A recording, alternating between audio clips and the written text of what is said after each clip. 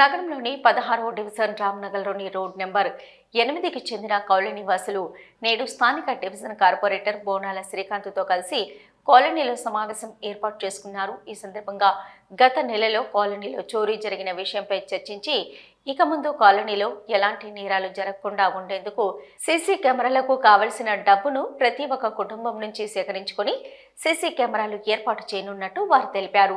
ఈ సందర్భంగా ఈ కార్యక్రమానికి ముఖ్య అతిథిగా హాజరైన బోనాల శ్రీకాంత్ మాట్లాడుతూ సీసీ కెమెరా ఉండటం ద్వారా నేరాలు చేసేవారు బయటపడతారని, తద్వారా నేరాలు జరగకుండా రక్షణగా ఉంటుందని, కాలనీ వాసులకు తన వంతు సహాయం కూడా అందిస్తారని వారు తెలిపారు.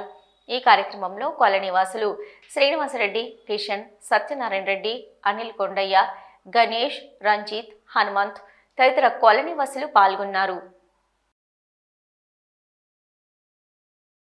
ఈరోజు శాంతి భద్రతను దృష్టిలో పెట్టుకొని రామ్నగర్ శివారు ప్రాంతంలో గత నెల కిందట మా స్టాంప్ వెండర్ కిషన్ అన్న ఇంట్లో దొంగలు పడి డబ్బులు ఎత్తుకపోయినారు అని తెలియగానే అందరు కాలనీ వాసులు అందరూ వీళ్ళు యూనిట్గా ఎప్పుడైనా కూడా వినాయక చవితి, దుర్గామాత అన్నీ కూడా కలిసి కట్టుగా వీళ్ళందరూ చేసుకుంటారు. వాళ్ళందరూ కలిసి మన దగ్గర శాంతి భద్రత కోసం సీసీ కెమెరాలు పెట్టాలనే ఒక ఉద్దేశంతో అందరు కలిసి ఈరోజు కాలనీ వాసులు మీటింగ్ ఏర్పడడం జరిగింది. ఆ మీటింగ్లో వాళ్ళు సీసీ కెమెరాలు 8 కెమెరాలు పెట్టాలి.